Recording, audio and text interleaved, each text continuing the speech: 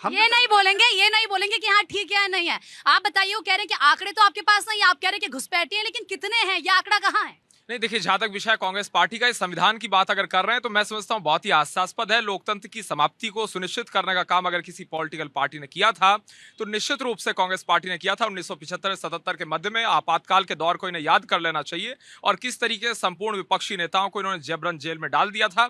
और जहां तक विषय एक तरीके से लोकतंत्र की बात, संविधान की बात और संविधान में विश्वास रखने का विषय, तो निश्चित ही अगर घुसपैठियों की बात कर ली जाए, घुसपैठियों को निकाला जाएगा। और ये देश कोई किसी रूप में धर्मशाला नहीं है। इस चीज को नहीं, ये देश कोई धर्मशाला नहीं है कि कोई भी कहीं से आएगा और यहाँ पर रहेगा, क्योंकि जो घुसपैठी है वो जाहिर सी बात है जो हमारे संसाधन है उस पर डाका डालते हैं। लेकिन कोई नंबर तो होना चाहिए ना कि भाई इतने घुसपैठी हैं, तभी तो बाहर निकालेंगे उनको। बिल्कुल निश्चित ही सामने आएंगे और उसके साथ साथ जहां तक विषय कार्रवाई करने का, कठोरतम कार्रवाई की जाएगी और बाहर निकालने का काम किया जाएगा। और जहां तक विषय है घुसपैठियों को बढ़ावा देने का, एक तरीके से डायरेक्टली इनडायरेक्टली जो प्रयास किया गया अपने नेग्लिजेंस के कारण, तो कांग्रेस पार्टी को उसकी जिम्मेदारी लेनी चाहिए। 60 साल कांग्रेस पार्टी इस देश में सरकार रही है। ठीक है, वो कह रहे हैं कि कांग्रेस पार्टी को इसका सर एक एक करके आऊंगे, आज समय कम है। अच्छा अच्छा। इनके मंत्री ने कहा कि 1 लाख, जो गृह राज्य मंत्री हैं उन्होंने कहा कि 1,10,000 घुसपैठी हैं। पहली बात ये बता दें, 11 साल में कितने बांग्लादेशी और घुसपैठी को बाहर किए हैं, बता दें। ठीक है, मैं उनसे थोड़ी देर में इसको लेकर जवाब लूंगी। सर आप बताइए, उत्तर प्रदेश में जिस तरीके से अभियान चल रहा है, लगता है पूरे देश में चलना चाहिए? सही है ये? नहीं, एक बात मुझे बताइए, आप एसआईआर कर रहे हैं, करिए, लेकिन आपके मन में चोर नहीं होना चाहिए।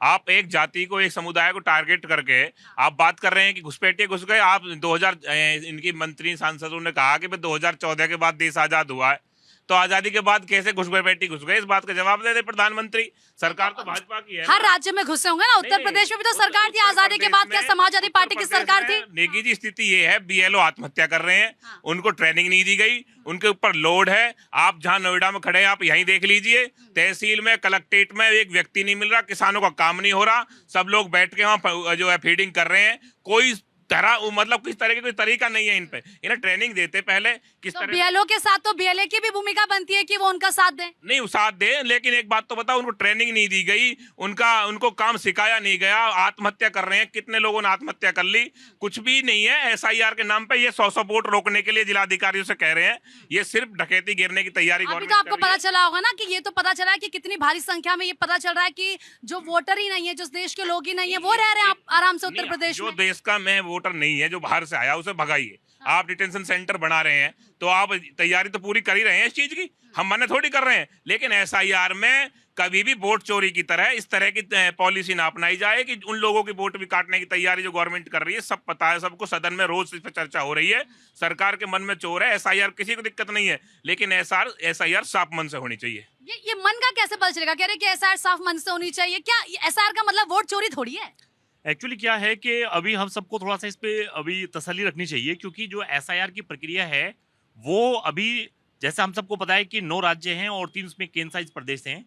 उनमें जो लोग 2002 और 2004 वाले जो जितनी भी उनकी मतदाता सूची थी उसमें अगर उनका नाम नहीं है और वो दोबारा से यहाँ पर अगर फॉर्म भर भी देते हैं तो वो उससे बाहर हो जाएंगे, नाम डिलीट हो जाएगा।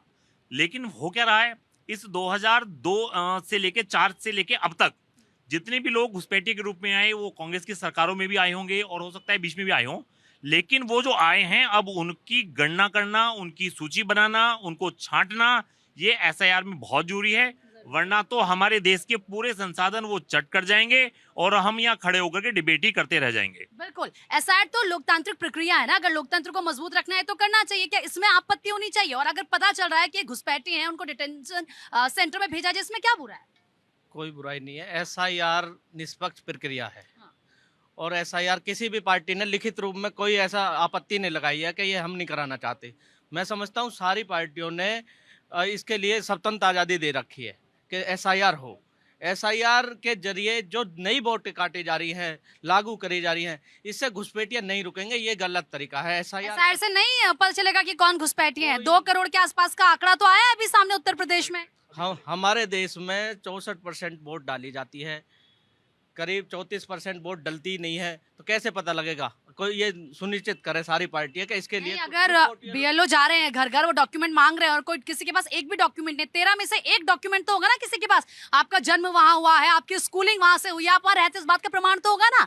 अगर मैं यहाँ पर हूँ और मैं इस देश की नागरिक हूँ तो मेरे पास एक नहीं, मेरे पास तो बहुत सारे हैं डॉक्यूमेंट। कैसी बातें कर रहे हैं? मैं समझता हूँ कि SIR BLO जा रहे हैं, घर घर जा रहे हैं, 9 BLO ने आत्महत्या कर लिया है। एक की तो फतेहपुर में सर वर्कलोड का मतलब ये नहीं होता ना कि आप आत्महत्या कर ले। वर्कलोड का मतलब ये बिल्कुल नहीं होता, इसका सोल्यूशन निकाला जाता है, डेट आगे बढ़ाई जा रही है।